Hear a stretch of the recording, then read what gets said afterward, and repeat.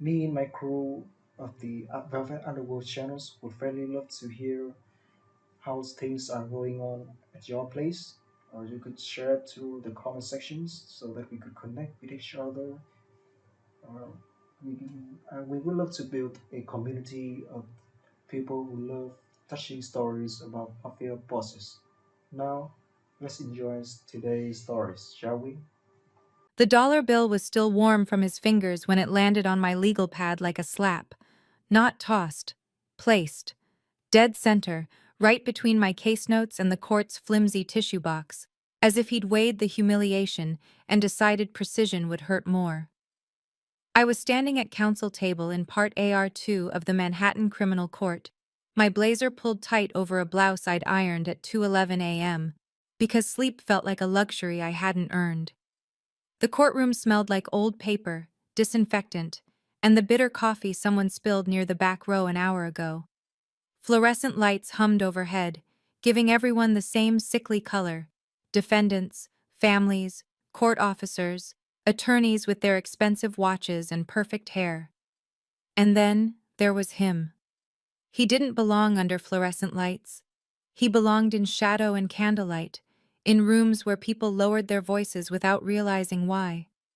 When he leaned in from the gallery, close enough that his breath brushed my ear, I caught the clean bite of expensive cologne layered over something darker, smoke maybe, or cedar, or the faint metallic tang of danger. $1, he murmured, voice low and amused. That's what they pay you for a man's life, counselor? I didn't move. I didn't look at him. I kept my gaze forward on the judge's bench, as if the air beside me wasn't suddenly too hot, as if my pulse hadn't started pounding against my throat like it was trying to escape. On my pad, the bill lay crisp and new, the kind of money that had never seen the inside of a vending machine or the bottom of a thrift store purse. It was a prop, a message, a private joke at my expense. I'd been a public defender for 3 years. I'd been called worse than cheap. But something about the way he did it, quiet, controlled, confident that the world would bend around him, made my vision sharpen. Like the part of me that had learned to swallow humiliation for survival, suddenly decided it was done. The clerk called my case. People vs. Santoro, counsel approach. My client, Frankie Santoro, rose beside me with shackles clinking softly at his ankles. He was 22, face still boyish under the bruises the holding cell had gifted him overnight. He looked at me like I was the last solid thing in a room full of quicksand. I slid the dollar bill off my pad with 2 fingers, folded it once, neat, and stood. When I turned, the man behind me was close enough that I could see the faint scar slicing through his left eyebrow, the pale gray of his eyes like winter glass, almost colorless in the courthouse lighting. There was no badge on him, no title, no reason for the bailiffs to treat him differently. And yet every court officer near the door had shifted when he walked in. Not fear exactly, something older, something instinctive. He smiled at me as if we shared a secret. Ms. Hart, he said softly, reading the name stitched on my bar card that hung from my neck. Sienna Hart. His voice wrapped around my name like it belonged to him. I held out the folded bill. You forgot something, I said, loud enough that the court reporter's fingers paused for half a second over her keys. A few heads turned. His smile didn't flicker. Did I? Yes. I leaned closer, close enough that my words would reach him and him alone. This will serve you better than it will serve me. His eyes sharpened. Careful. I didn't look away. My dignity doesn't come with a price tag, especially not $1. For a heartbeat, the whole courtroom felt like it inhaled. I could hear the hum of the lights, the scratch of a pen, the faint rattle of Frankie's chains. The man's gaze moved from my face to the bill, then back. Slow, evaluating, like he was deciding whether I was brave or stupid. Then he took it. His fingers brushed mine, just a fraction of a second, but it sent a jolt through my palm and up my arm like an electric shock. Not warm, not gentle, possessive. Interesting, he murmured. Very interesting. He tucked the bill into the inside pocket of his tailored coat, as if it mattered now, as if it had become something more than an insult. And when he stepped back, giving me space, the air felt colder. I forced myself to turn away before my body betrayed me with a shiver. At the bench, Judge Raskin peered over her glasses, unimpressed by theatrics. Ms. Hart, Mr. Santoro, we ready? Yes, Your Honor, I said, voice steady even as my heart hammered. Behind me, I could feel him watching, not like a passerby, like a predator who'd just seen prey bite back. The ADA launched into the charges: possession with intent, alleged assault, obstruction. Frankie's case was thin. It always was in these rooms. Thin evidence, thick assumptions, and a system built to grind people down until they signed whatever paper would end the noise. I argued bail. I argued facts. I argued that Frankie had a job, a mother, a life that didn't deserve to be suspended because an officer's hunch needed validation. Judge Raskin set bail anyway. When I sat back down, Frankie's shoulders sagged. I'm sorry, I whispered. I'll file a motion. We'll fight. He nodded, eyes glossy with fear. And then, as the next case was called, the man in the gray eyes moved again, silent, effortless, until he was at the aisle beside me. You shouldn't waste your breath, he said. I didn't turn. Excuse me? On Santoro. He said the name like it tasted cheap. He's not walking. I gripped my folder hard enough to crease the paper. Who are you? A pause, like he enjoyed the question. Then softly, Alessandro Gallo. The name hit like a weight dropped in my stomach. It wasn't the kind of name you heard in court filings. It was the kind you heard in whispers, at precinct parties, in the back rooms of restaurants, in the cautious way senior attorneys warned junior ones to mind their mouths. The kind of name that didn't need a title because the city itself seemed to recognize it. I kept my face calm through sheer will. Mr. Gallo, I said, perfectly polite. I'm working. His mouth curved. So I see. I could feel his attention move over me the way a searchlight moves over a shoreline. Slow, thorough, impossible to hide from. You're angry, he observed. No. I filed papers into my bag with precise movements. I'm busy. He leaned closer. You should be angry. They pay you pennies, toss you scraps, and expect you to thank them for the privilege. I finally looked at him, because I needed him to see that I wasn't afraid. His eyes were pale, almost unsettling. Up close, they made everything else in the room feel blurry. I don't need your commentary, I said. I'm not offering commentary. His voice dipped, lower. I'm offering a deal. My stomach tightened. No. I hadn't even heard the deal. My body said no before my brain could entertain it.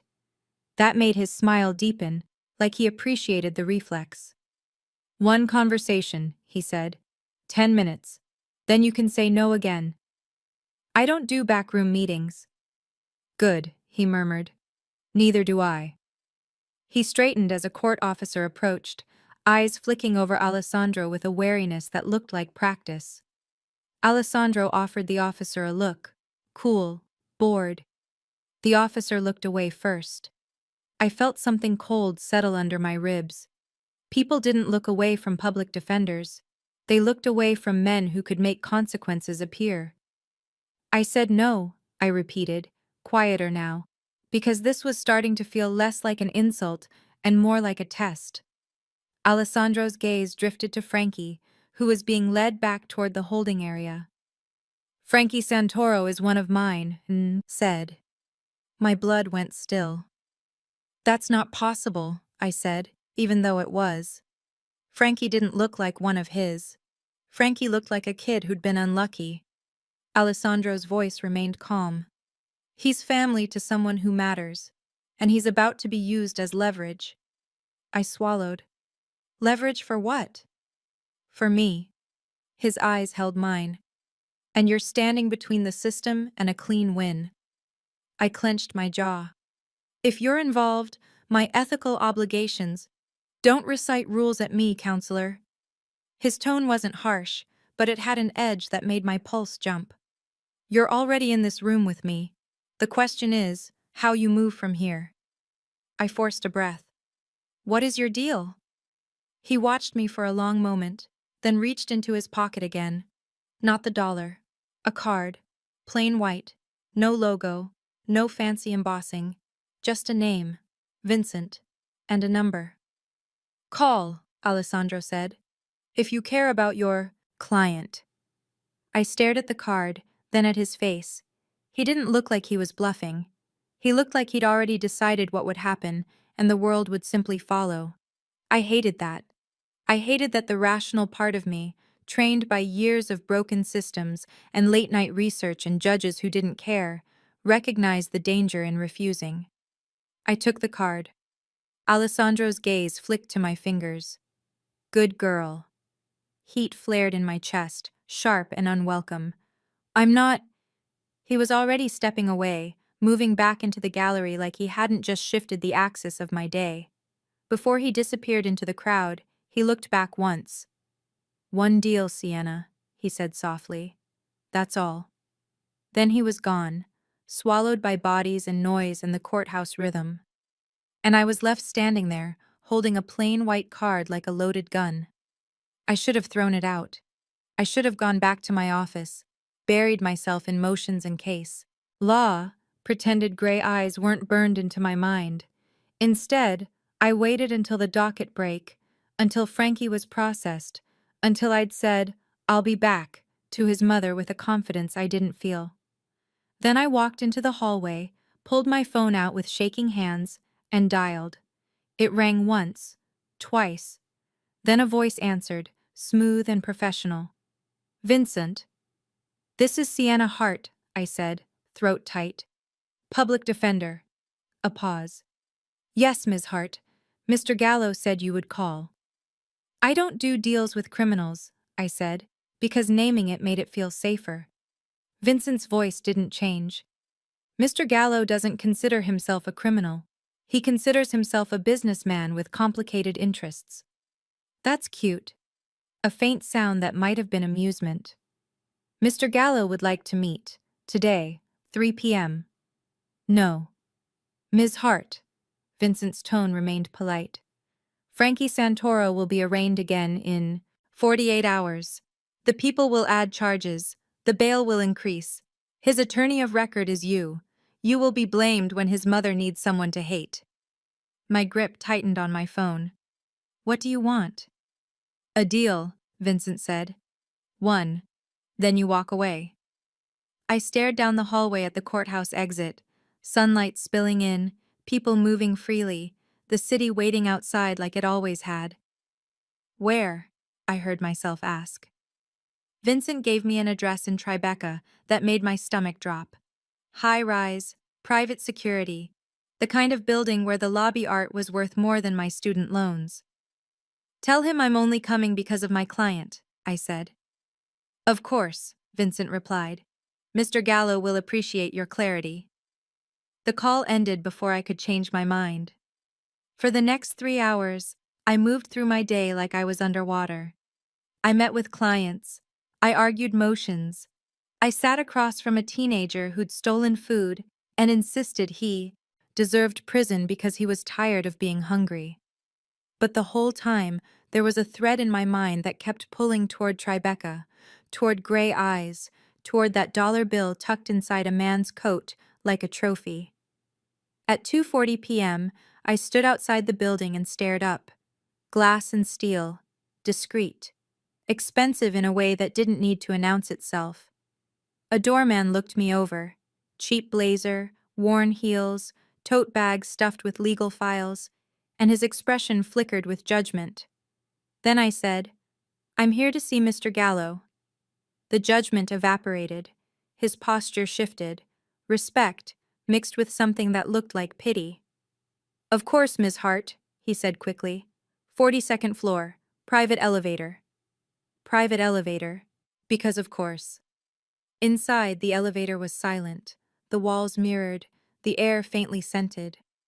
I watched my reflection and didn't like what I saw.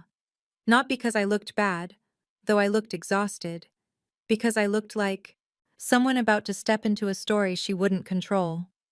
The doors opened directly into a penthouse, floor-to-ceiling windows, Manhattan spread out like a glittering map, artwork that made my throat tighten with recognition, originals, not prints, furniture that whispered old money, and standing by the windows as if he owned the whole skyline was Alessandro Gallo.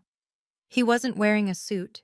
He was wearing dark slacks and a white dress shirt with sleeves rolled up, exposing forearms that looked strong in a way that made my mind go quiet for half a second. A watch sat on his wrist, simple but expensive. He turned when I stepped out, gray eyes, and something like satisfaction. "Sienna Hart," he said, voice warm, as if we were old friends. "You came." "I'm here for Frankie Santoro," I said immediately, because if I didn't set the boundary now, I feared I'd forget how. Alessandro smiled. "Of course you are." He walked toward me, slow, unhurried, like he knew I would hold my ground. I did, barely. He stopped a few feet away, close enough that I could smell him, cedar and smoke and something clean, close enough that the memory of his fingers brushing mine in court flashed hot against my skin. "You returned the dollar," he said softly. It was insulting. It was intentional. I blinked. "You did it on purpose." "Yes." His honesty landed like a slap. "I wanted to see what you would do when someone tried to buy your pride." Anger rose sharp in my chest. "You're sick." Alessandro's expression didn't change. "I'm thorough." "Why?" I demanded. "Why me?" His gaze flicked over me with unsettling precision. "Because you're the only person in that courtroom who didn't flinch when I looked at you." I hated that my stomach tightened at the compliment. "I flinched," I lied. His mouth curved like he knew I was lying. He gestured toward a sleek sofa. "Sit. I'm not here to relax." "No." His tone softened, but somehow it became more dangerous. "You're here to make a deal." I stayed standing. Alessandro watched me for a long moment, then nodded once as if he approved. "Good," he murmured. "Stay on your feet. It suits you." My cheeks warmed, infuriatingly. I forced my voice steady. "Frankie Santoro, what do you want?" Alessandro moved to a bar cart and poured himself a drink. Whiskey, amber catching the light. Then poured a second and held it out to me. I didn't take it. He set it down, untouched. "Frankie is a message," Alessandro said. "They picked him up because they can't pick me up." I crossed my arms. "Who is they?" "The people," he said, meaning the DA's office, the cops, the whole machine. "A task force, a detective who wants his name in the papers, a prosecutor who wants a promotion." My stomach clenched because I'd seen that hunger up close. "And you want me to—" "What?" I demanded. "Pull strings?" Alessandro's eyes held mine. "I want you to defend him like you would defend any client, without fear." I laughed, once, without humor. "Without fear? I'm standing in a stranger's penthouse being asked for favors by a man with a reputation that makes people look away." He stepped closer. The air shifted. "You're not afraid of me," he said quietly. My body betrayed me with a pulse of heat. "I should be." "Probably," he agreed, so casually it made my throat tighten. "But you're not." I forced a breath. "How do I know you're not the one using Frankie?" A slow smile. "Because if I wanted Frankie gone, he would already be gone." The ease with which he said it chilled me. "Jesus," I whispered. Alessandro watched me with a look that was almost gentle. "This is the world you live next to, counselor, whether you want to or not." I held his gaze, refusing to look away first. "What's the deal, Alessandro?" He paused. Then, almost softly, "One deal, one favor, and then you walk away." "What favor?" He reached into a folder on the coffee table, thick, neatly labeled, and slid it toward me. My name was on it. Sienna Hart. My blood went cold. I didn't touch it. You investigated me. I investigate everyone I'm about to trust, he said simply. Trust? My voice cracked. You don't trust anyone. A flicker of amusement. That's true. I stared at the folder like it might bite. Alessandro leaned forward slightly. You went to Columbia, top of your class. You interned with the DA before you switched sides. My stomach tightened because I hadn't told anyone in my office about the DA internship. It was a footnote I avoided. You have $213,000 in student loans, he continued. You send money to your mother every month. You're covering your younger sister's tuition because your father decided disappearing was easier than parenting. Heat flooded my face, rage, humiliation, and something worse. Stop, I snapped. Alessandro's gaze didn't move. You work 80 hours a week and still feel guilty when you sleep. You pretend you don't want help because you're afraid help will come with strings. My throat closed. He tilted his head. Am I wrong? I hated him. I hated how accurate he was. I hated how my body felt like it was buzzing, like it recognized danger and wanted to run toward it anyway. What do you want? I repeated, voice quieter now, because the room felt like it belonged to him, and I was the only object in it that didn't. Alessandro's eyes darkened, just slightly. I want your mind. My stomach flipped. Excuse me? Your legal mind, he clarified, but his gaze lingered in a way that made the words feel like a lie. I'm building something. Something legitimate. Something clean. I laughed again. You're a mafia boss. Alessandro's jaw tightened. That's what people call me when they're afraid to say my name. Then say it, I challenged, because I was angry enough to be reckless. Say what you are. A beat of silence. Then quietly. I'm a man who inherited an empire built on violence, and I'm trying to build something else before it devours what's left of me. The honesty should have felt like a trick. Instead, it landed in my chest like a stone. And you want me to be your lawyer, I said. Not permanently, he said. One deal, one case. I narrowed my eyes. Frankie. Alessandro nodded. Frankie is step one.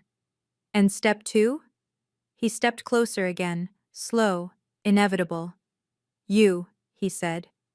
The word hit me like a current. I forced my voice steady. I'm not for sale. Alessandro's gaze flicked down to my mouth, then back to my eyes. I know. His voice softened. That's why you're here. I swallowed, throat tight. You said one deal. His smile returned, sharp and dangerous. Yes. He moved past me then, circling like he owned the space between us, and I hated that my body tracked him. Here's the deal, he said. You defend Frankie. You get him out. Clean. That's my job. No. Alessandro's tone sharpened. You do it knowing that if you win, you will make enemies. You will be watched. They will try to break you. Cold settled in my stomach. Why would I do that? Because you don't like losing. His gaze cut into me. And because you care. I clenched my jaw. And what do I get? Alessandro's smile faded. You get your sister's tuition paid, he said calmly. My breath caught. No. You get your mother's mortgage covered, he continued, as if I hadn't spoken. I said no. My voice rose. And you get Frankie home, Alessandro finished, eyes steady. Because he doesn't deserve to be crushed for someone else's war. My hands clenched at my sides. You don't get to buy my family. I'm not buying, he said softly. I'm offering. It's the same. Alessandro's gaze hardened. No, buying would mean you don't have a choice. He stepped closer until he was within arm's reach. The air felt too thick. You always have a choice, he murmured. You just don't always like the options. My heart slammed against my ribs. I lifted my chin. If I take your money, I'm compromised. If you don't, he said quietly, they will use Frankie to get to me, and your system will let them. He wasn't wrong. That was the worst part. I looked away first, because the view of the city felt safer than his eyes. I'll defend Frankie, I said, voice tight, because he's my client. Alessandro's voice softened. Good. But I don't take your money. A pause. Then he chuckled, low and pleased. Stubborn. I'm serious. I know, he murmured. That's why you're interesting. I turned back, anger flaring. Stop saying that like I'm entertainment. Alessandro's gaze sharpened, something predatory flickering. You're not entertainment. You're rare. The word should have been flattering. It felt like a claim. I forced myself to breathe. So what's your one deal beyond Frankie? Alessandro reached into his pocket, pulled out the crisp dollar bill, and held it up between us. Keep it, he said. I blinked. What? Take it, he repeated. Not as money, as a reminder. Of what? I demanded. His gray eyes held mine. Of the moment you told me no. My throat tightened. He extended the bill again. My pride screamed not to touch it. My curiosity, my stupid, dangerous curiosity, reached out. I took it. The moment my fingers closed, around the paper, Alessandro's hand covered mine briefly, warm, firm, then released as if he hadn't meant to. But I felt it anyway, in my skin, in my pulse. One deal, he said softly. I ask you for one thing. What? I whispered. He smiled, slow and deadly. When this is over, when Frankie is free, you give me one honest conversation about what you want. My chest tightened. That has nothing to do with law. Alessandro's gaze dipped to my mouth again. It has everything to do with you. I should have left right then. I should have turned and run back to my cramped office with its peeling paint and ringing phones and problems I understood. Instead, I stood there with a dollar bill in my hand and gray eyes burning into me, and I felt the ground shift under my life. Fine, I said, because the word came out before I could stop it. One conversation. Alessandro's smile widened. Good, he murmured. Now, let's save your client. The next 48 hours were a blur of paper cuts, late-night research, and the kind of adrenaline that made my hands steady even when my mind screamed. I filed motions. I requested discovery. I hunted down body cam footage that mysteriously malfunctioned. I called Frankie's mother and promised things I wasn't sure I could deliver. And all the while, I felt eyes on me. Not Alessandro's. Other eyes. In the courthouse hallway, a detective I'd never seen before stared a beat too long. A colleague pulled me aside and whispered, Be careful. Santoro's case is getting flagged. Flagged meant someone higher up cared, and someone higher up caring meant pressure. On the morning of Frankie's next appearance, I walked into court with my file folder clutched like armor. Frankie was brought in, wrists cuffed, expression tight. He leaned toward me as we sat. They say I'm dead, he whispered. I kept my face calm. They say a lot of things, he swallowed. They said Gallo's involved. They said you're his lawyer now. My stomach tightened. I'm your lawyer. Frankie's eyes searched mine, desperate. Is he gonna kill me if I mess this up? I turned my head slightly, scanning the room. And there, in the back row, half in shadow, was Alessandro. He wasn't sitting like he belonged in court. He was sitting like court belonged to him. His gaze met mine. A small nod. Not threatening, reassuring. It made my chest tighten anyway. No, I told Frankie, voice low. He's not going to kill you. Frankie didn't look convinced. Neither was I. The ADA, Melissa Klein, strode in like she owned the air, heels sharp against the tile. She was good, hungry, the kind of prosecutor who believed she was saving the world one conviction at a time. She smiled at me with all teeth. Sienna, she said lightly. Big case. Good morning, I replied, neutral. Her gaze flicked, over my shoulder, toward the gallery. For a fraction of a second, something tightened around her eyes.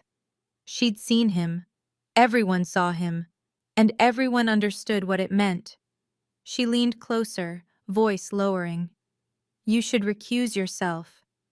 My stomach dropped. Excuse me? You're compromised, she said softly, as if she was doing me a favor. This case has implications. What implications? I demanded. Melissa's smile sharpened. You tell me. My pulse kicked. I forced myself to breathe. If you have an ethical complaint, file it. Melissa's gaze held mine, then drifted toward the judge's bench. You're walking into something bigger than you, she murmured. And the system doesn't forgive people who get in the way. Then she straightened and moved toward her table, leaving Cold behind her. I felt Alessandro's attention like a brand. When Frankie's case was called, I stood. The judge looked tired. The bailiff looked bored. And then I started talking. I argued the evidence. I argued the unlawful stop. I argued the missing footage. I argued the inconsistent statements. The ADA objected. I pushed. The judge listened. And when the judge finally sighed and said, "Bail is modified," Frankie's shoulders sagged with relief so intense it almost looked like pain. Not released, yet, but lower. Manageable. Possible. I sat back down, hands steady, heart racing.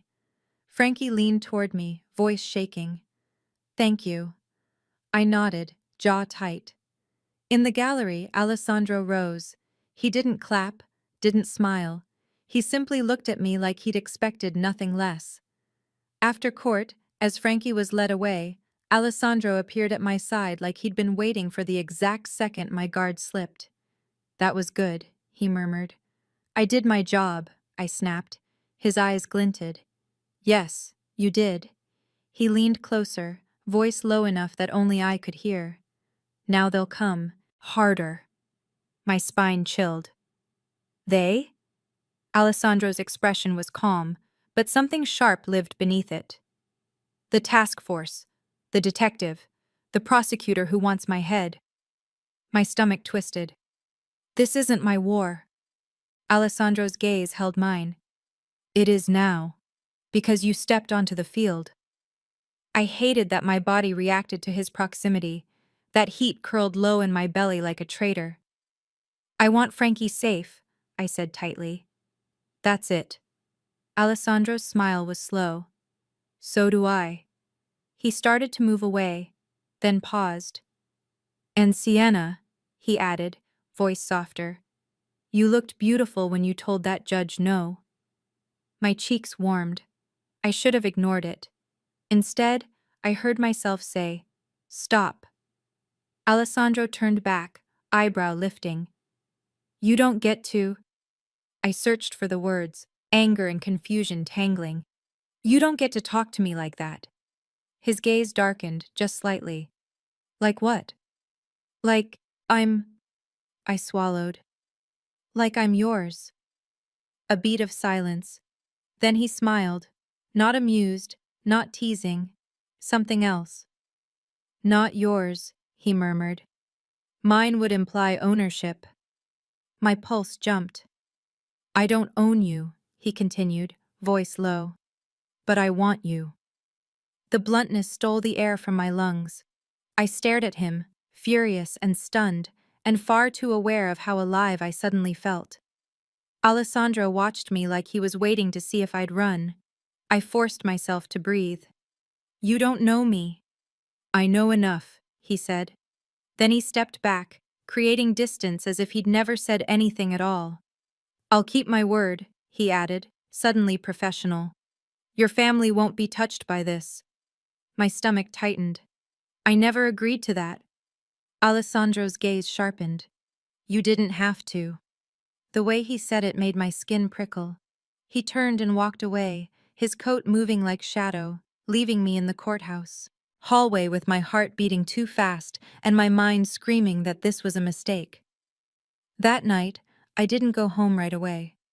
I went to my office, sat at my desk under flickering fluorescent lights, and stared at Frankie's file until my eyes burned. I told myself I was safe. I told myself I'd handled worse. Then my phone buzzed. Unknown number. My stomach dropped. I answered anyway. Hart, I said. A familiar voice, smooth. Ms. Hart. Vincent. Yes. A pause. Mr. Gallo would like to see you. It's 10 p.m. Mr. Gallo keeps hours the city can't afford, Vincent replied. He asked me to remind you of your deal. I clenched my jaw. Frankie isn't free. Not yet, Vincent agreed. But the next step requires coordination. I'm not part of his operation. Vincent's tone remained polite. Then consider this legal consultation. Mr. Gallo has information relevant to your case. I closed my eyes. This is how it starts, I thought.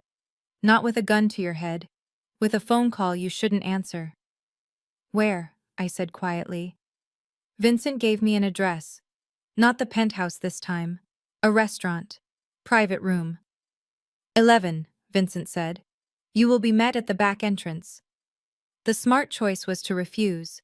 The smart choice was to call my supervisor and request reassignment. The smart choice was to run. But my life hadn't been built on smart choices. It had been built on survival. And something inside me, a stubborn, furious part, wanted to look Alessandro Gallo in the eyes again and prove I could stand in the same room with him without bending. So I went. The restaurant was the kind of place I could never afford.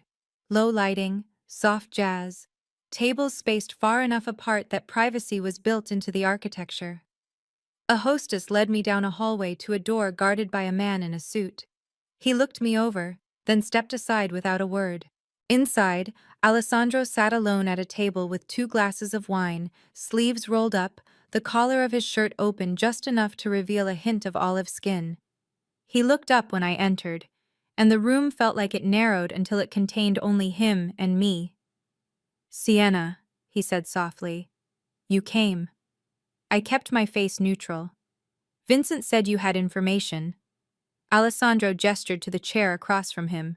Sit. I sat, because refusing would have been childish, and because the chair gave me something to do with my hands. Alessandro studied me, gaze slow and thorough, like he was reading a document only he could see. You're exhausted, he observed. I work. He smiled faintly. Yes, you do. He pushed a folder toward me, thinner than the one with my life inside it. This one had Frankie's name. Read, he said. I opened it. Inside were photos, transcripts, notes, surveillance reports. My throat tightened as I realized what I was looking at. Where did you get this? I demanded. Alessandro's gaze didn't flicker. I have ways. This is illegal. Probably, he admitted calmly. I stared at him. You're handing me evidence that could blow up my case and you're saying probably? Alessandro leaned back slightly, watching me like he enjoyed my outrage. You want Frankie out, he said. You want him alive. You want him free. Yes. Then you use whatever tools you have, Alessandro replied, including me. My hands clenched around the folder. This isn't admissible. It points you to what is, he said smoothly. A witness who will talk. A camera the police forgot to pull. A chain of custody problem they're hiding. My stomach twisted. Why are you helping? I demanded. If Frankie is yours, why not just handle it?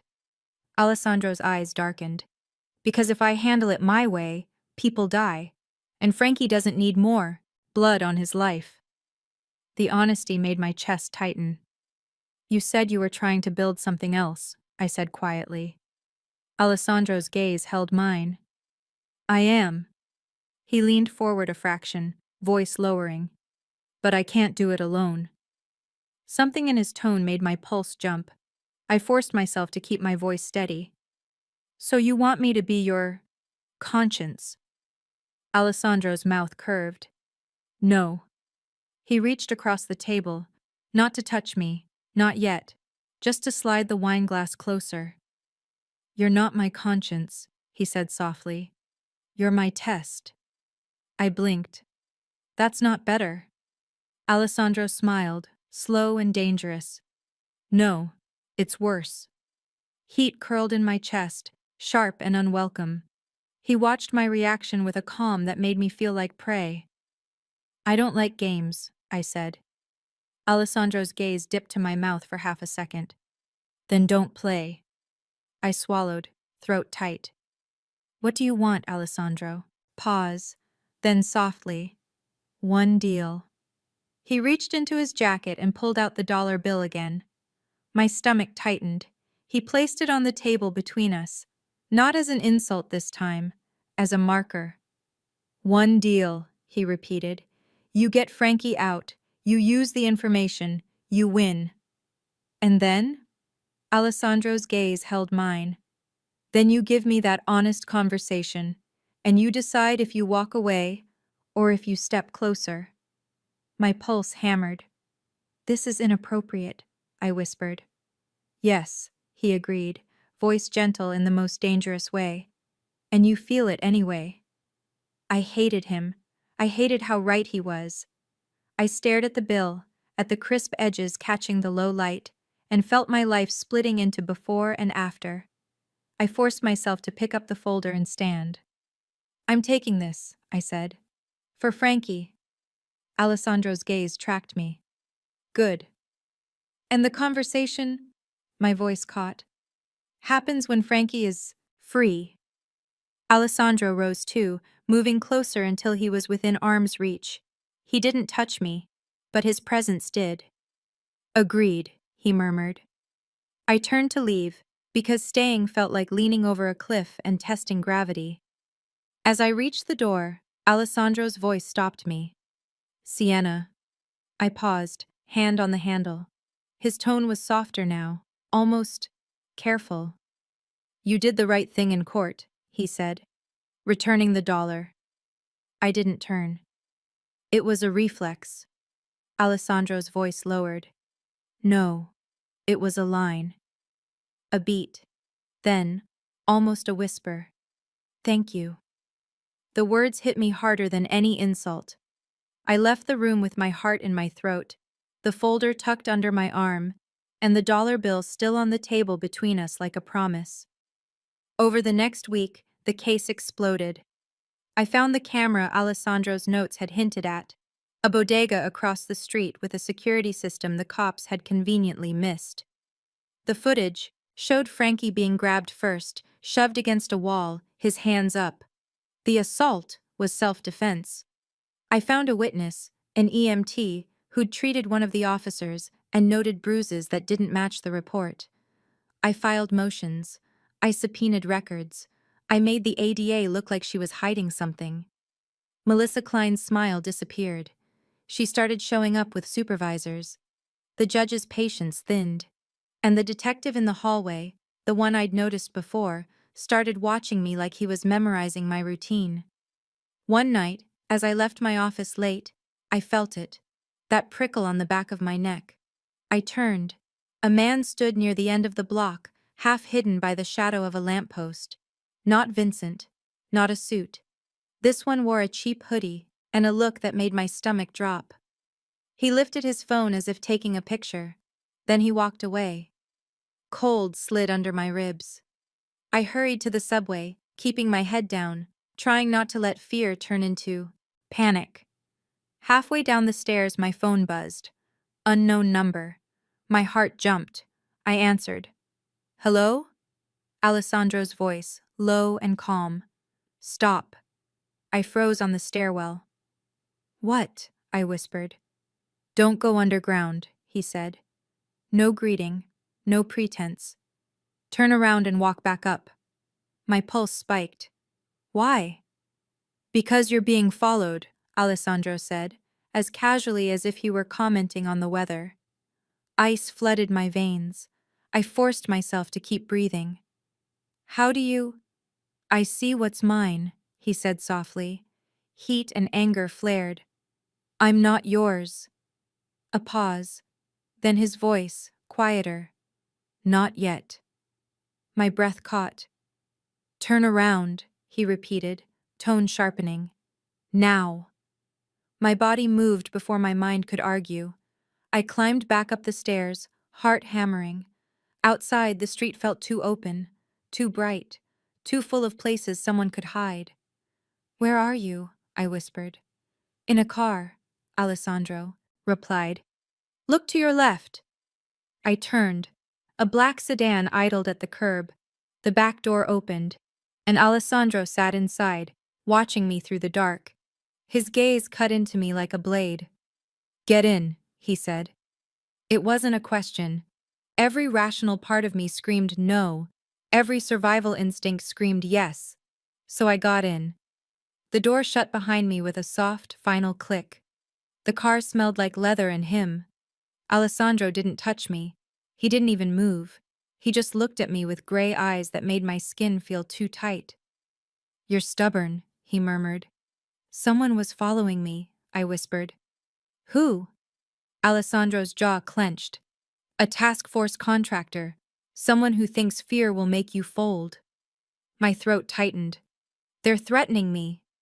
Alessandro's gaze hardened. They're trying. And you knew. Yes. Why didn't you tell me sooner? Alessandro's eyes flicked over my face, something dark living beneath his calm. Because you would have tried to handle it alone. I swallowed. He wasn't wrong. His voice lowered. You don't have to. The softness in his tone was more dangerous than any threat. I forced myself to breathe. Take me home. Alessandro's gaze held mine. Where is home? My chest tightened at the question. My apartment, I said, sharper than necessary. Alessandro leaned back slightly, as if he'd expected the deflection. Fine, he murmured. But first, you listen. I stared at him, pulse racing. Alessandro's voice stayed calm. They will try to scare you. They will try to discredit you. They will try to turn your own office against you. My stomach twisted. How do you know? Alessandro's eyes went colder. Because I've done it. The admission hit hard. You've ruined people, I whispered. Yes, he said simply. And I'm telling you this because I don't want them to ruin you. My throat tightened. Why do you care? A pause. Then softly Alessandro said, because when you returned that dollar, you reminded me what it feels like to be told no. The words should have sounded manipulative. They didn't. They sounded honest. My voice cracked. That's not enough. Alessandro's gaze held mine, steady. It's not the only reason. Heat crawled up my neck. The car was too small. His presence too big. Don't, I whispered. Alessandro's mouth curved, faint. Don't what? Don't make this about us, I said, even though the tremor in my voice betrayed me. This is about my client. Alessandro's eyes softened, just slightly. Everything becomes about us when you're in my world. My pulse jumped. I hated the way my body reacted, how it felt like it recognized the danger and wanted it anyway. Alessandro's voice lowered. You're shaking. I looked down. My hands were trembling, in my lap. I clenched them into fists, furious at myself. Adrenaline, I lied. Alessandro's gaze stayed on me. You're brave, he murmured, but you're not invincible. I swallowed hard. Take me home, I repeated. Alessandro nodded once, then spoke to the driver in Italian, smooth, sharp, and the car pulled away. As we moved through the city, I stared out the window, trying to regain control of my breathing. I felt Alessandro watching me, silent. When we reached my building, the car stopped. Alessandro didn't move to open the door. He just spoke, quiet and firm. Tomorrow, he said. You go to court. You win.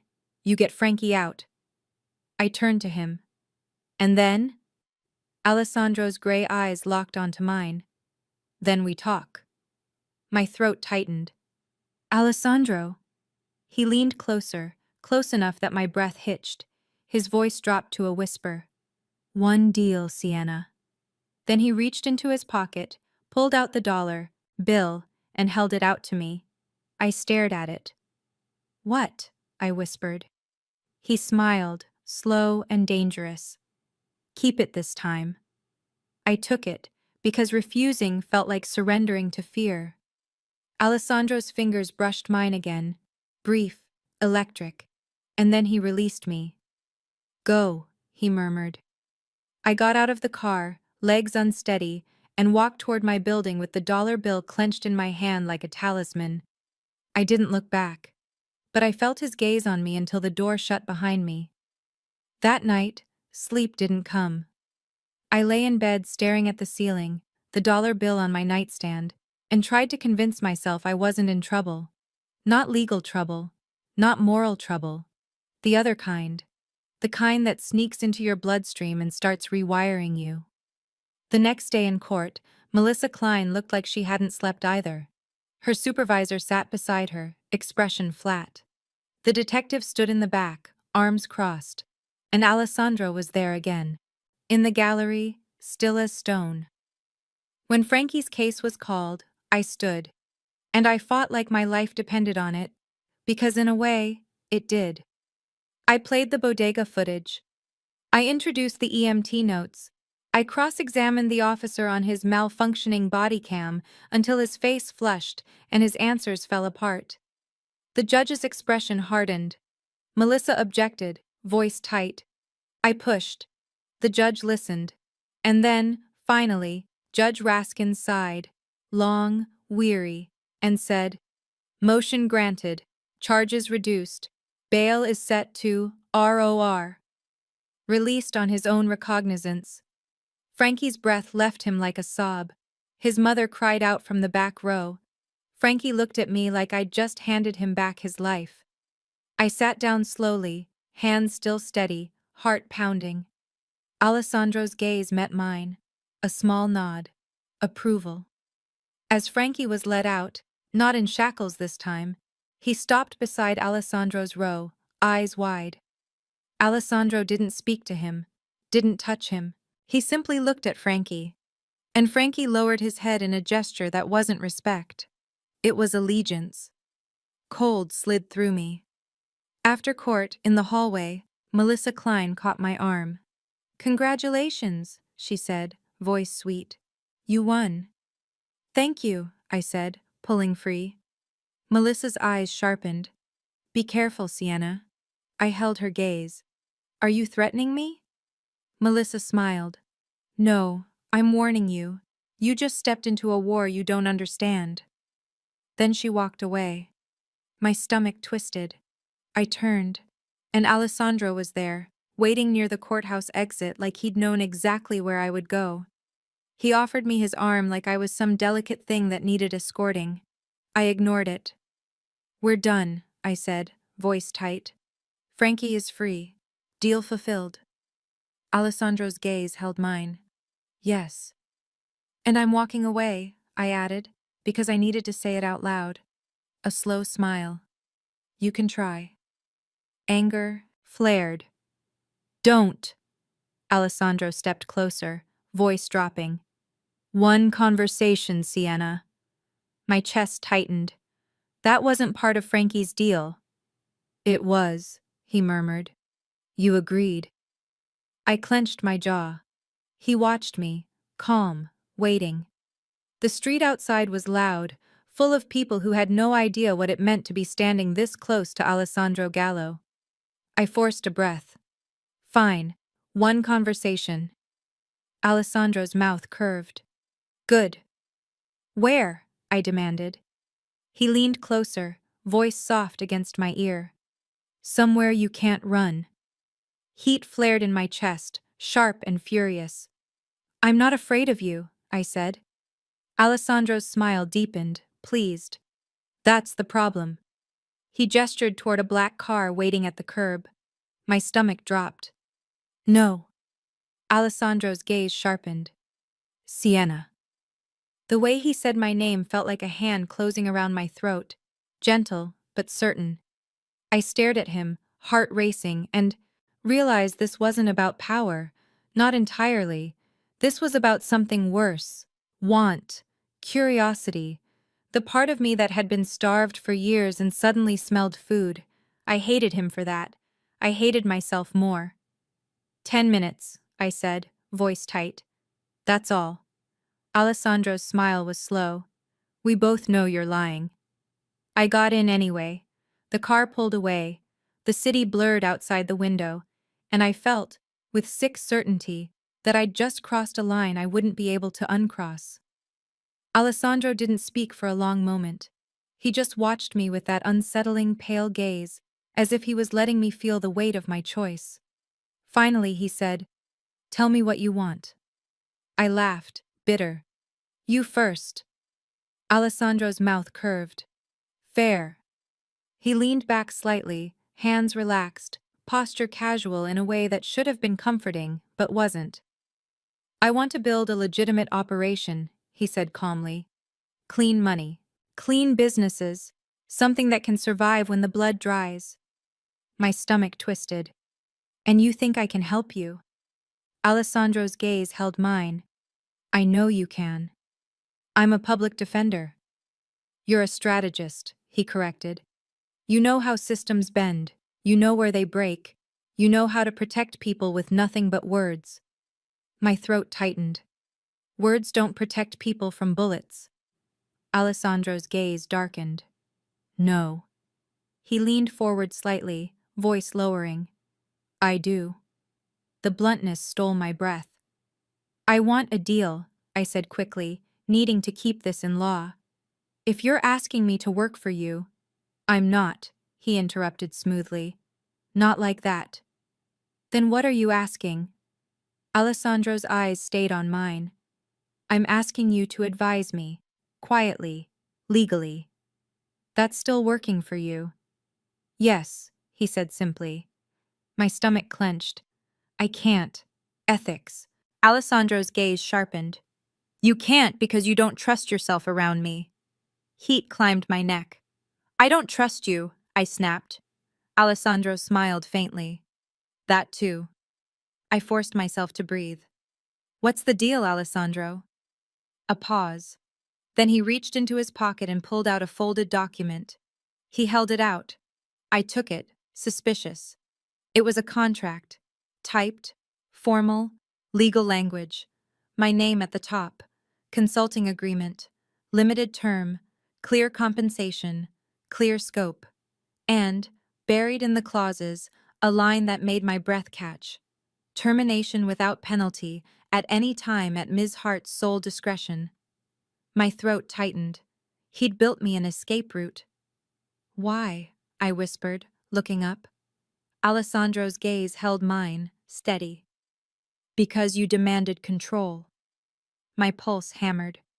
"I didn't demand anything," I said. Alessandro's mouth curved. "You will." I swallowed hard. "This is insane." "Yes," he agreed, like insanity was a language he spoke fluently. "And the compensation—" I flipped the page and nearly choked. It was more money than I made in a year. My stomach twisted with anger. "This is buying." Alessandro's gaze stayed calm. "No, this is valuing." "Same thing." He leaned closer, voice low. "Tell me your number, Sienna. Tell me what it costs to keep you safe and free and unowned. I will pay it, and I will not ask for anything in return but your mind." My heart slammed. The car felt too small again. "Why me?" I whispered. "Because it haunted me." Alessandro's expression softened, just slightly. "Because you returned the dollar," he said. "Because you didn't flinch. Because you didn't beg. Because you looked at me like I was just a man." My throat tightened. "And because," he added, voice dropping, "I can't afford to want you without a reason." The words hit like a punch. My breath caught. I stared at him. Anger and heat and fear tangled inside me. "This is manipulation," I whispered. Alessandro's gaze held mine. "Yes." The honesty stunned me. "And yet," he murmured, "you're still here." I hated him. I hated that he was right. I looked down at the contract again, at the clause that let me walk away. He'd given me control, because he wanted me to choose. That should have felt safer. It didn't. It felt like a trap built out of respect. "What's the catch?" I demanded. Alessandro's mouth curved. "The catch is you'll see things." My stomach tightened. "What things?" "The world behind the curtains," he said softly. "And once you see it, you won't be able to unsee it." My throat closed. I thought of Frankie lowering his head in allegiance. I thought of the detective watching me. I thought of Melissa's warning. I thought of the way my body reacted to Alessandro's proximity, like it was starving. "I can't," I said, but the words lacked conviction. Alessandro watched me with a calm that felt like inevitability. "Then say no," he murmured. He leaned back, giving me space. "Say no, Sienna, and I'll let you walk." I stared at him, at the scar through his eyebrow, at the pale eyes, at the way his hands looked, capable, controlled, like they could cradle something gently or break it without effort. I thought about my sister's tuition, my mother's mortgage, my own exhaustion. I thought about the system that would happily grind me down until I stopped fighting. And I thought about how alive I felt when I'd handed him that dollar back. "I have conditions," I heard myself say. Alessandro's smile returned, slow and pleased. "Of course you do." "Full transparency," I said quickly, voice tightening. "If you're doing anything illegal, I need to know." Alessandro's gaze sharpened. "That's a dangerous condition." "I don't care." A pause. Then he nodded once. "Agreed." "And you don't contact my family," I continued. "Ever. Not with money, not with threats, not with gifts." Alessandro's eyes held mine. "Agreed." "And I keep my job," I said. "I don't become your in-house lawyer. This is limited, specific." Alessandro's mouth curved. "Agreed." "And," my voice caught, because this one felt too personal, "you don't touch me without permission." A beat of silence. Something flickered in his eyes. Approval, maybe, or respect. Then he nodded again. "Agreed." My heart pounded. He extended his hand, not rushed, not demanding, an invitation. I stared at his hand, at the signet ring on his pinky, at the neat nails, at the quiet power in the gesture. I should have refused. Instead, I placed my hand in his. His fingers closed around mine, warm, firm, and a current shot up my arms so intense it stole my breath. His thumb brushed my knuckles, lingering a fraction too long to be purely professional. "Deal," he murmured. My voice came out rough. "Deal." Alessandro released me. The moment snapped like a thread. He picked up a phone, spoke in Italian, then looked back at me. "We're going to my office," he said. "You'll see the file." "What file?" His gray eyes turned colder. "The one they're building on you." My blood went still. "On me," I whispered. Alessandro's gaze held mine. "Yes, Sienna." The city outside blurred, and for the first time since the courthouse, fear hit me clean and sharp, because I finally understood something I'd been trying not to. Frankie Santoro had never been the real target. I was. The car didn't take me to a penthouse. It took me to a building that didn't want to be noticed. An old financial services tower just off Broadway, with a lobby so clean it looked sterile, marble so pale it could have been bone. No signage, no brass nameplate, only a security desk, staffed by men who didn't glance at screens unless they already knew what they were going to see. Alessandro's driver didn't speak. He didn't have to. My pulse kept a steady, furious rhythm as we moved through a private entrance, up a service elevator that smelled faintly of ozone and expensive soap, and into a hallway carpeted so thick it swallowed the sound of my heels. The silence felt intentional, like a warning. A door opened without a knock. Not swung, released. Vincent stepped aside with that same smooth, professional stillness he always wore, like a tailored suit over something sharp. "This way, Ms. Hart." I didn't correct him. I didn't give him the satisfaction of seeing me bristle. I walked in. Alessandro's office wasn't romantic. It wasn't candlelit. It wasn't a Tribeca fantasy meant to seduce me into thinking danger could be curated. It was a war room pretending to be corporate. A long table, two walls of screens, dark for now, shelves, lined with binders that had nothing to do with aesthetics. A map of Manhattan pinned behind glass, dotted with small, precise markers. The windows were there, but the view felt secondary, like the city existed outside his reach only as a courtesy. He stood at the far end of the table with his sleeves rolled up, white shirt stark against the dark wood, gray eyes pale as winter glass. There was no smile, only attention. "Sit," he said. I stayed standing. "You said you had a file," I replied. My voice sounded steadier than I felt, which was the only reason I didn't hate myself for the tremor in my hands. "Show me." Alessandro's gaze flicked once, down to my hands, then back up, as if taking inventory of what the fear was doing to me. Then he reached to the table and slid a thick folder across the polished surface. The motion was calm, controlled. The kind of calm that made you understand he didn't get this way by being lucky. The folder stopped directly in front of me. My name stared up in black type. Sienna Hart. My stomach turned cold, the same way it had when he'd first put my life in a folder like a possession he could set down and pick up whenever he wanted. I didn't touch it at first.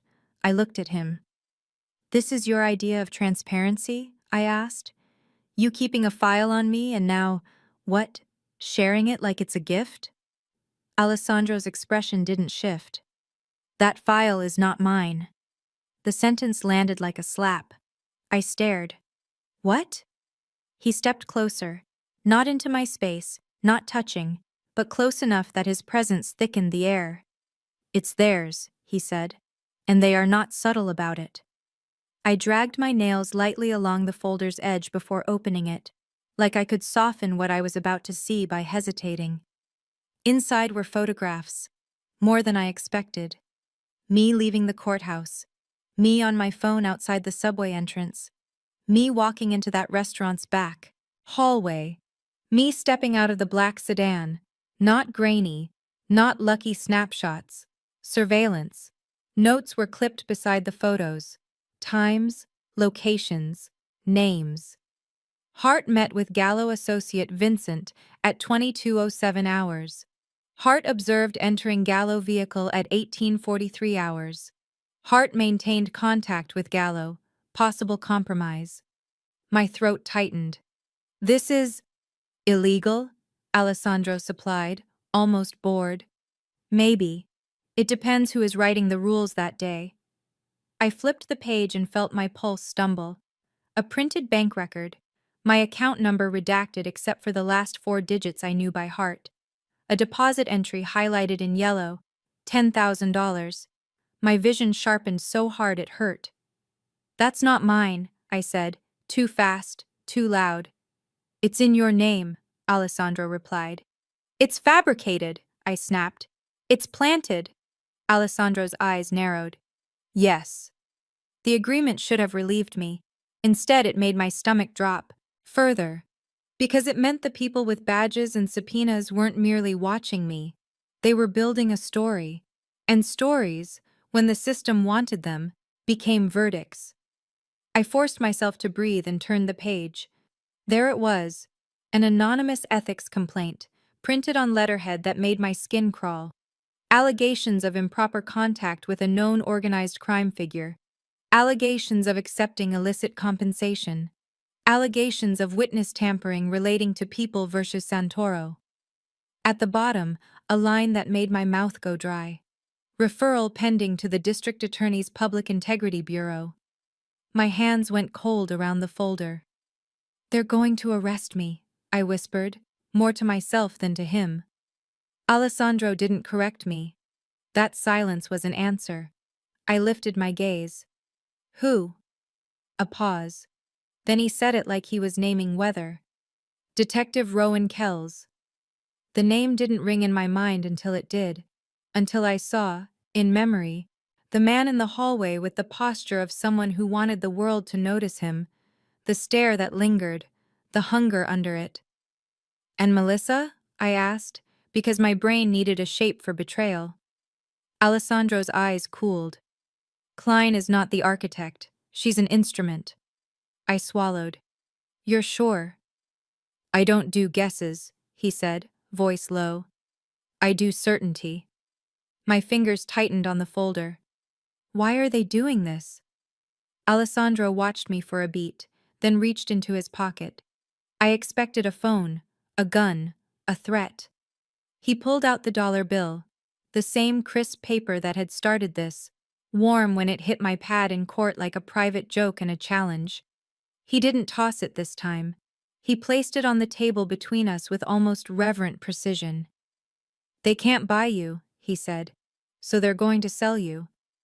My throat tightened. "Sell me to who?" "To the public," he replied. "To your office, to a judge, to a jury, to anyone who needs to believe this city is clean as long as the right people bleed." I felt something sharp rise behind my ribs, rage so clean it almost felt like clarity. "I didn't take money," I said. "I didn't tamper with anything. I didn't—" "I know," Alessandro cut in, and something dangerous moved behind his eyes. "But the system doesn't require truth. It requires a narrative that holds long enough to do damage." I stared at the highlighted $10,000 like it might burn through the paper. "Why show me this?" I demanded. "If you're as powerful as everyone acts like you are, if you can make people look away in a courtroom, why not just make this disappear?" Alessandro's jaw flexed once. "I can," he said quietly. The words sent a chill through me.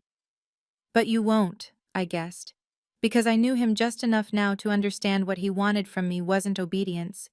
It was consent. His gaze held mine. "Not without your permission." A beat. I forced my voice steady.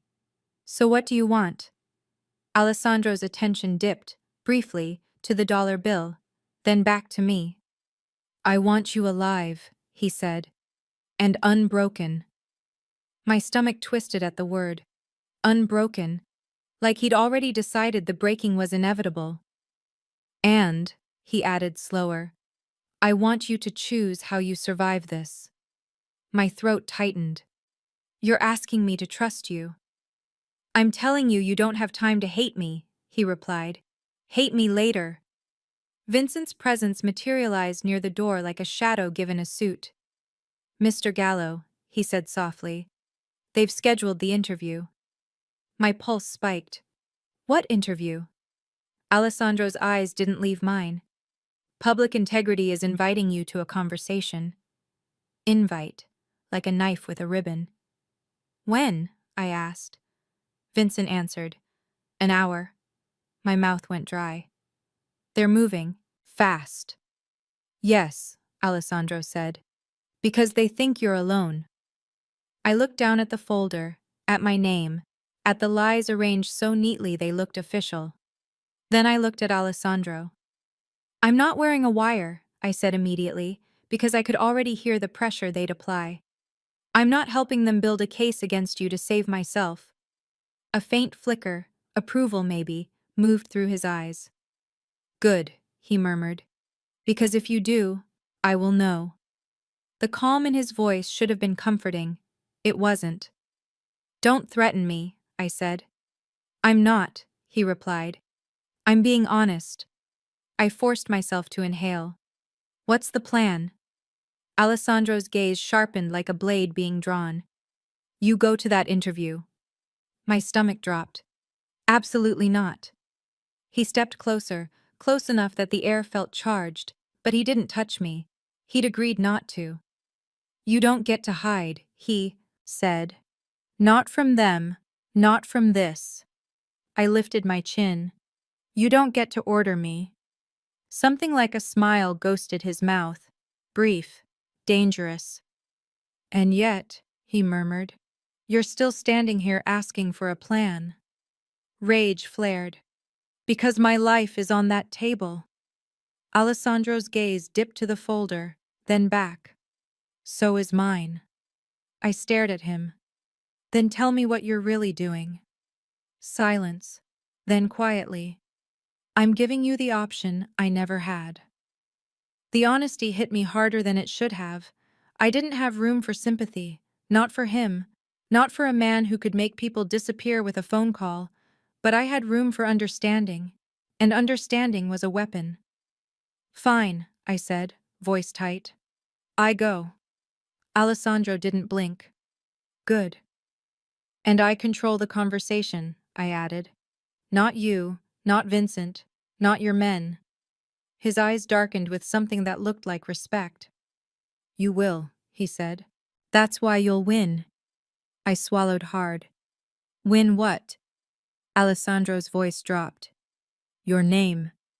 My stomach clenched, because he'd just admitted what I'd been trying not to. This wasn't only about a case, it was about identity. They weren't just trying to arrest me. They were trying to turn me into a cautionary tale. Another naive defender who got too close to the wrong man and paid for it. I clenched my hands. What do you have? Alessandro turned his head slightly.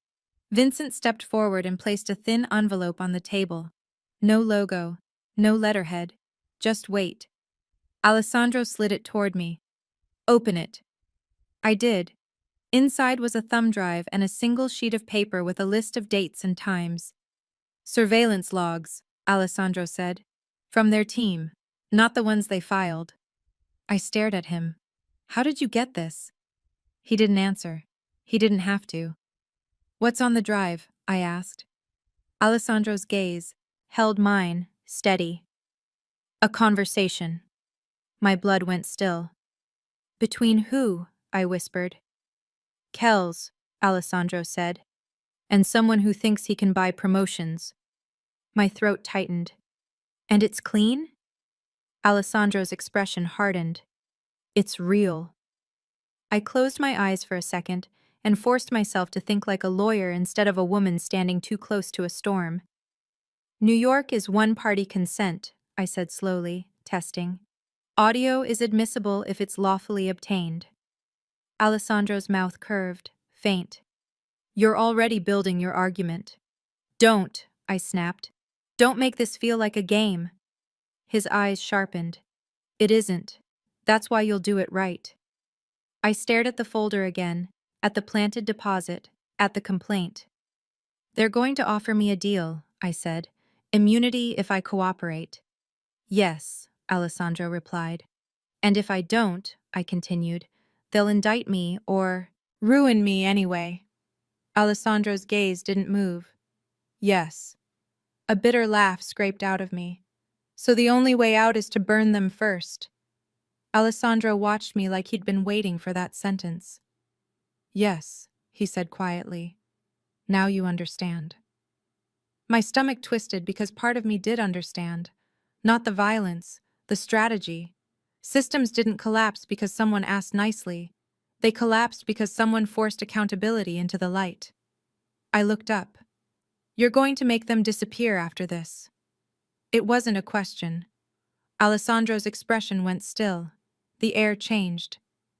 That depends, he said softly. My pulse kicked. Depends on what? On you, he replied. The answer landed like a cage door closing. I stepped back half a pace, fury flaring. No, Alessandro didn't move. You don't get to say no and still expect me to protect you. My spine chilled. I didn't ask you to protect me. Yes, he said. You did. The moment you called Vincent. The moment you got into my car. Anger rose hot. That doesn't mean I let you decide who lives and dies. Alessandro's gaze sharpened. Then decide. The words hit hard. Because he wasn't offering control as a kindness. He was demanding it as a price. I forced my breathing to steady. I will not be complicit in murder, I said, voice low. Not for my career, not for my life, not for you. A beat of silence. Then Alessandro nodded once, slow. Good, he murmured. I blinked. Good? His mouth curved slightly. If you had said otherwise, I would have lost interest. The admission sent something cold and strange through me. Even now he was testing, always testing. I lifted my chin. If we do this, we do it legally. Alessandro's eyes held mine. As legally as the world allows. That's not an answer, I snapped. It's the only honest one, he replied. This city is not built for saints, Sienna. It's built for people who choose where to put their sins. My stomach turned, because the part of me that was still purely idealistic, still convinced the law was a clean thing if you held it hard enough, was shrinking under the weight of reality. Fine, I said, voice tight. We expose them. We force their hand. We make the narrative collapse. Alessandro's gaze burned into me. And then? I held his stare. Then I make my choice.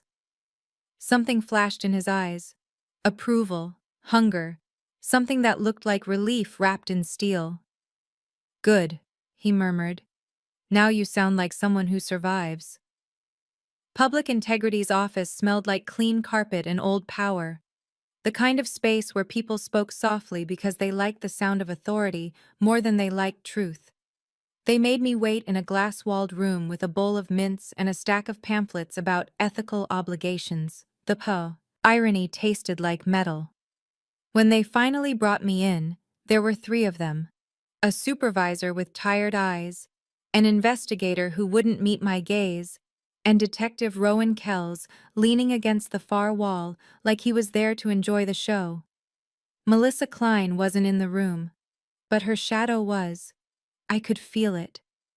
Kells smiled when he saw me. It was the kind of smile that had never had to pay for anything it wanted.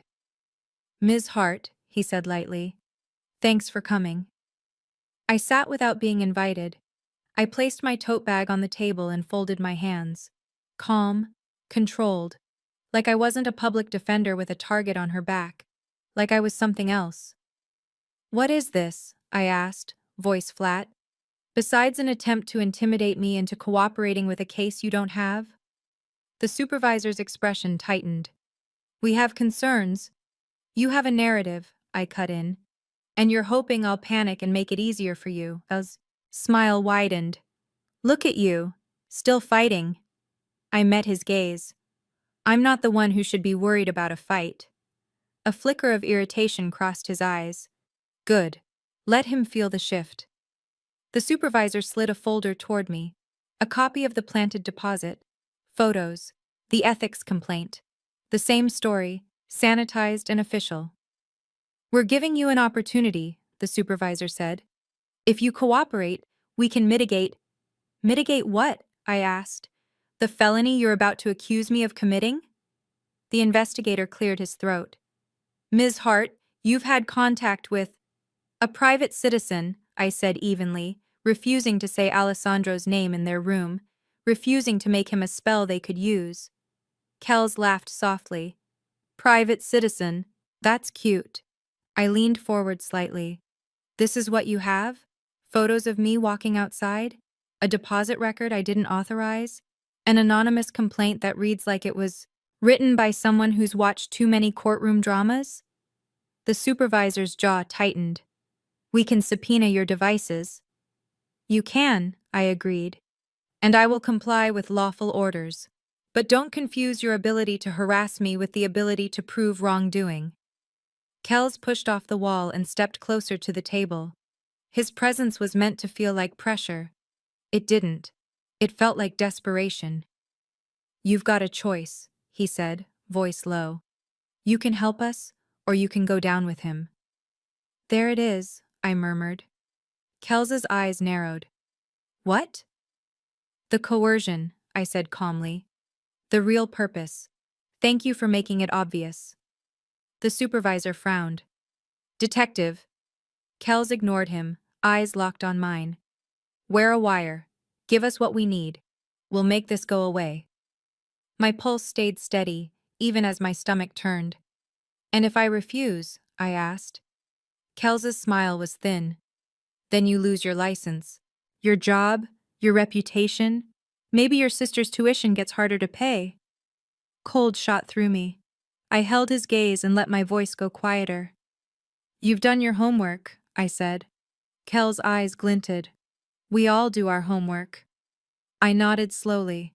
Then I reached into my tote bag and pulled out a single sheet of paper. Not the drive, not the logs. A subpoena. Signed, stamped. A request for the surveillance authorization and chain of custody documentation relating to investigative materials obtained concerning Sienna Hart. The supervisor stared.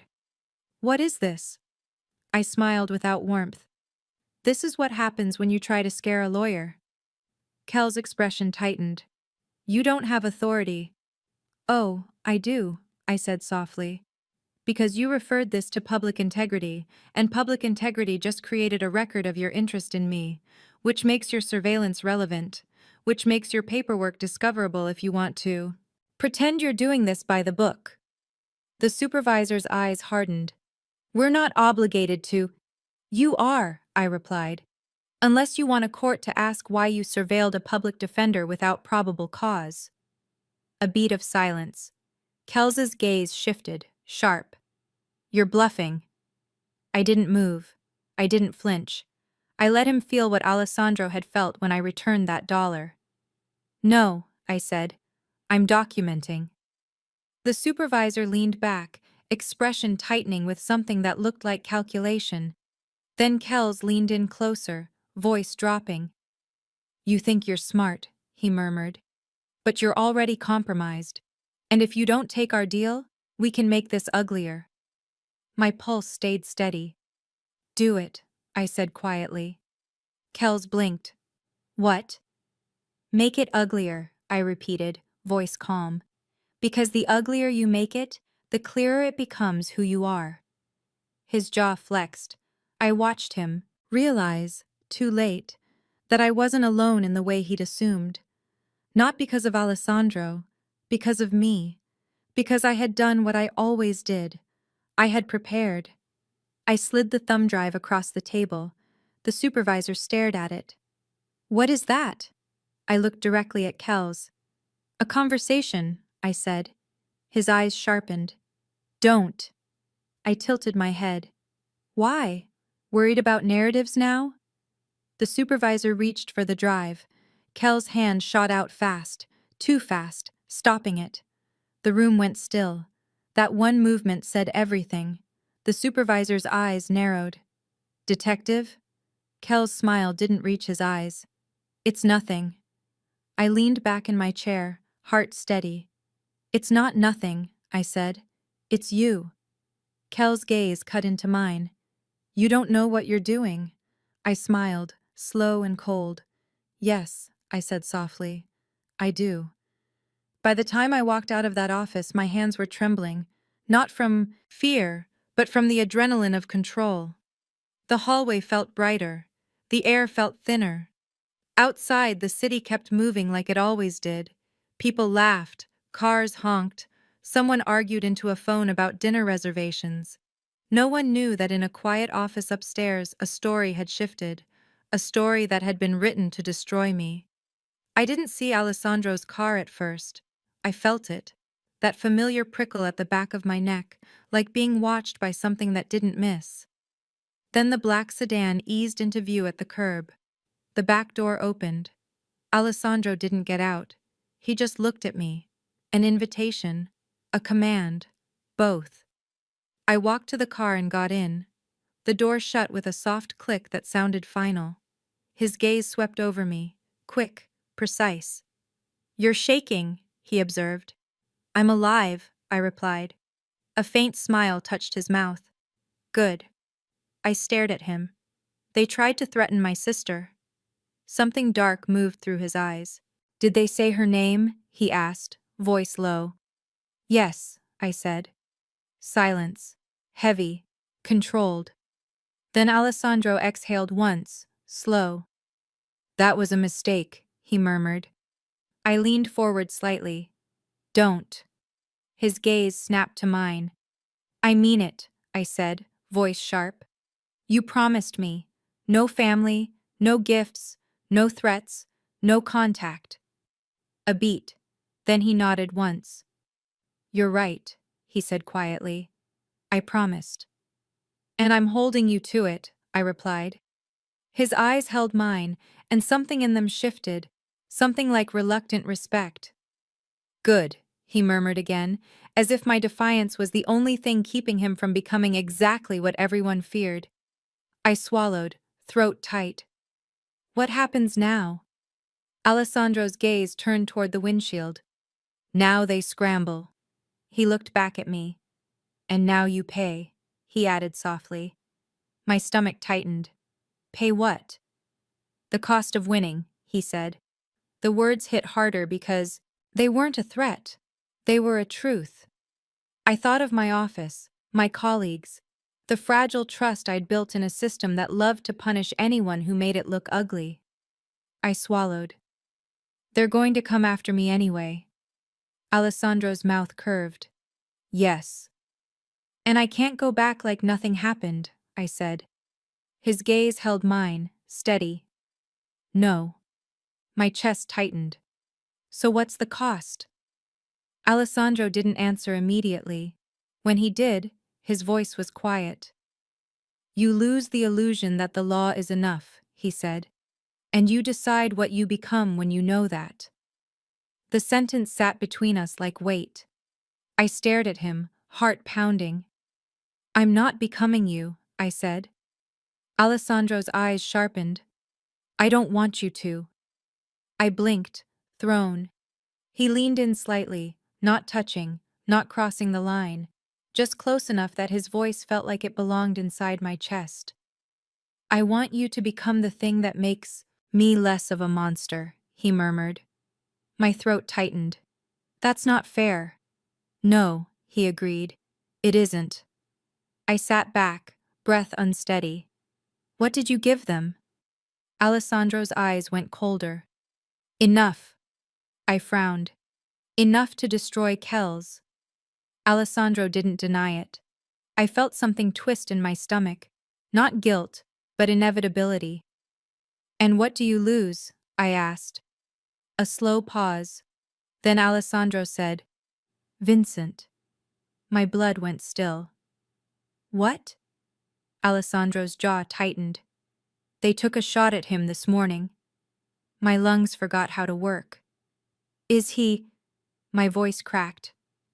Alive, Alessandro said, sharp. Barely. The air in the car turned metallic. I stared at him, trying to reconcile the calm with the violence under it. You didn't tell me, I whispered. Alessandro's gaze held mine, and for the first time I saw something under the control. Not weakness, fear, not for himself, for the thing he was, trying not to lose. I don't tell you things that would make you run, he said quietly. My throat tightened. You don't get to decide what makes me run. His eyes flashed. No. A beat. Then softer. You're right. Silence stretched. The city moved around us. And somewhere inside me, a door closed. Not because I wanted it to, because the choice had finally become clear. I could walk away now, try to crawl back into my old life and pretend this hadn't changed me. Or I could admit what I already knew. They weren't going to let me go back. Not clean, not untouched, not after I'd forced their hand. I swallowed hard. Take me to Vincent. Alessandro's gaze sharpened. No. I stared. Excuse me? He's guarded, Alessandro said, voice firm. And you being there makes him a bigger target. You don't get to isolate me, I snapped.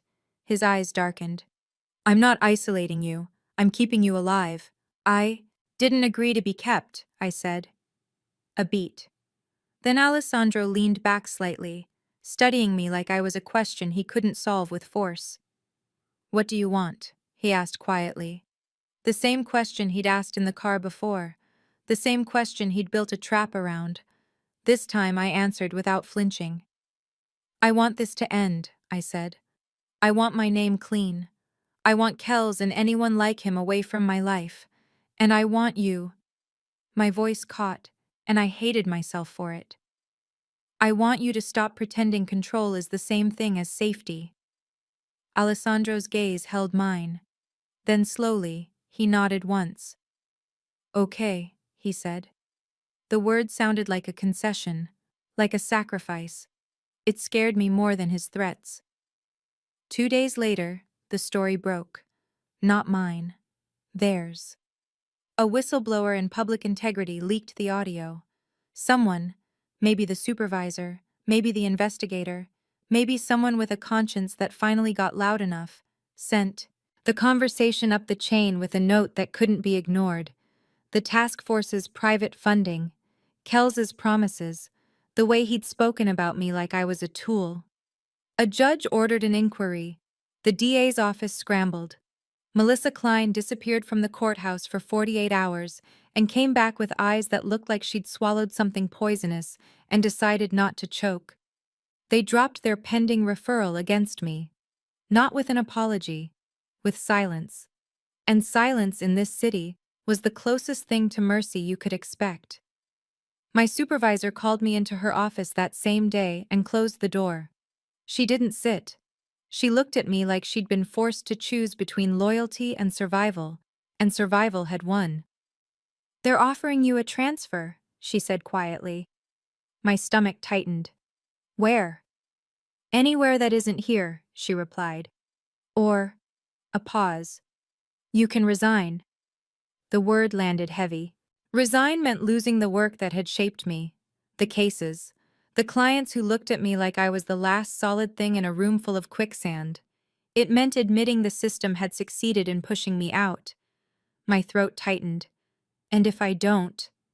Her eyes softened, just barely. Then you'll keep getting cases flagged. You'll keep getting watched. You'll keep getting put in positions where you have to choose between your ethics and your life. I stared at her. This is punishment, I whispered. She didn't deny it. This is the cost, she said softly, of being right. I left her office with my resignation letter half written in my head.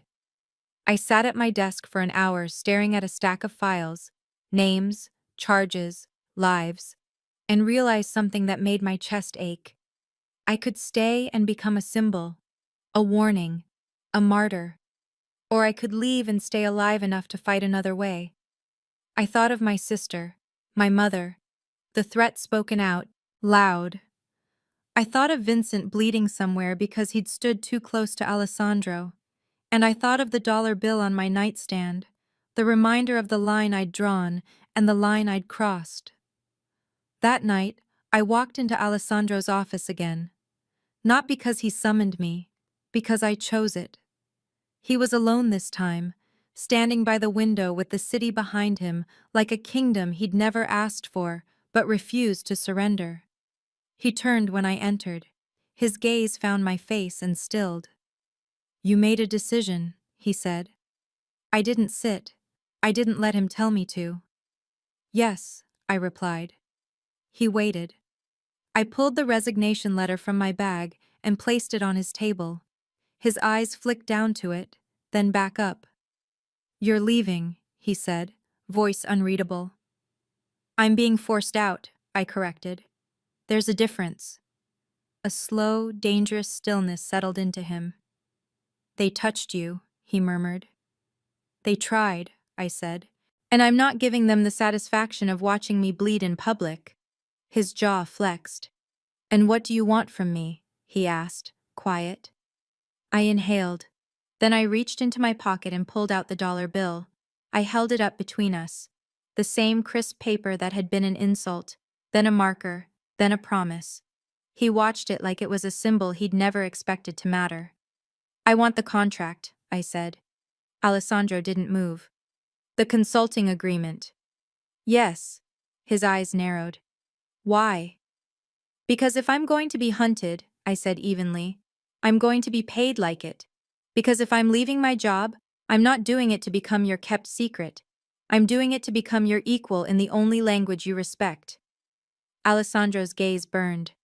And because, I continued, voice tightening, I'm not going to pretend I can unsee what I've seen.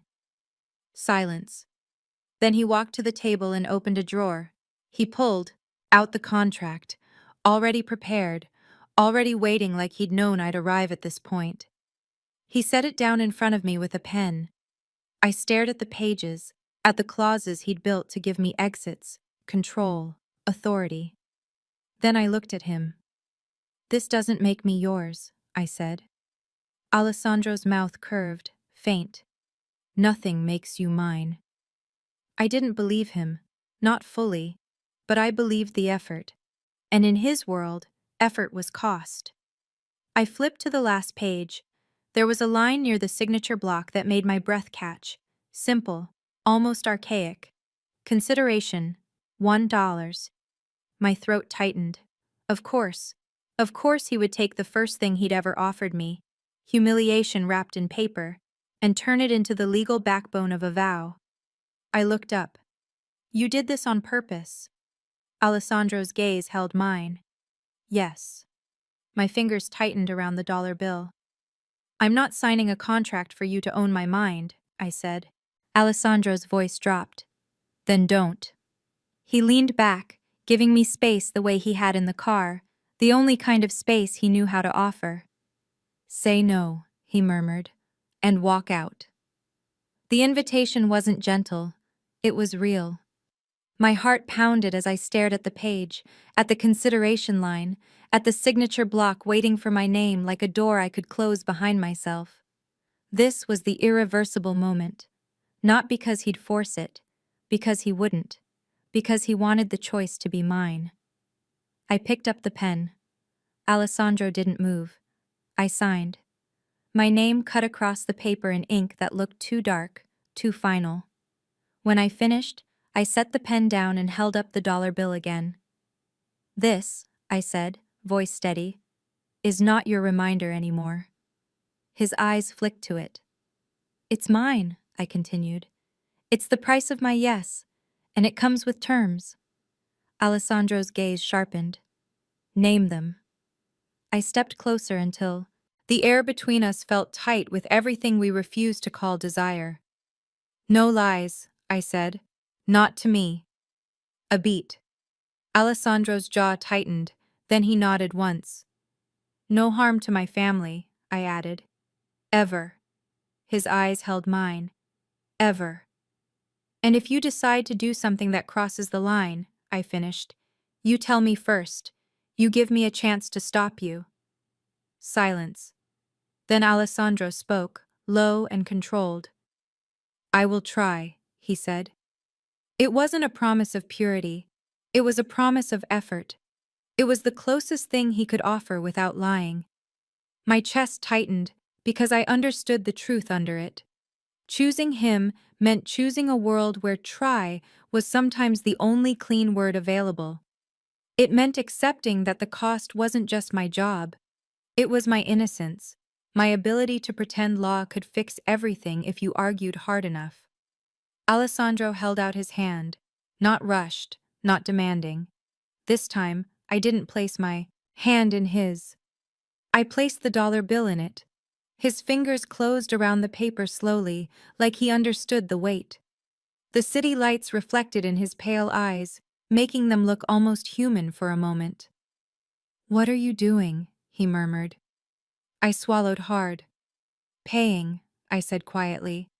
In full. His gaze cut into mine. For what?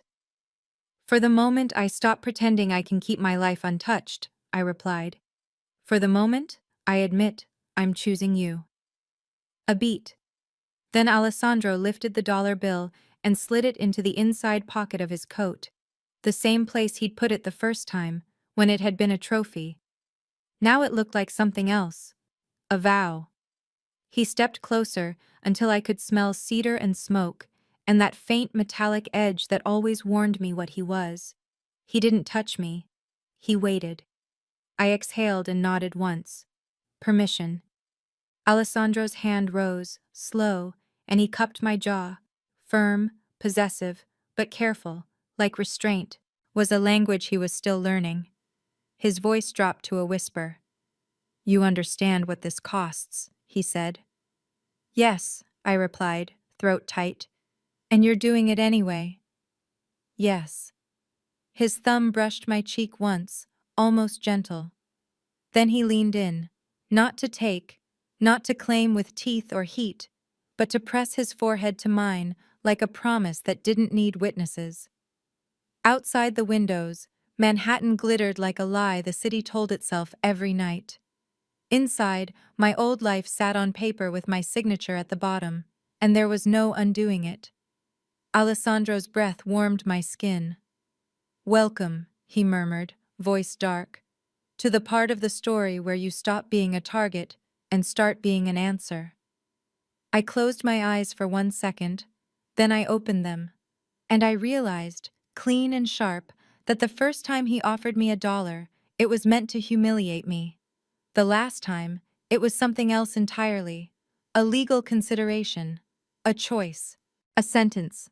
And the cost of it was written, plain as ink and inevitable as blood, $1.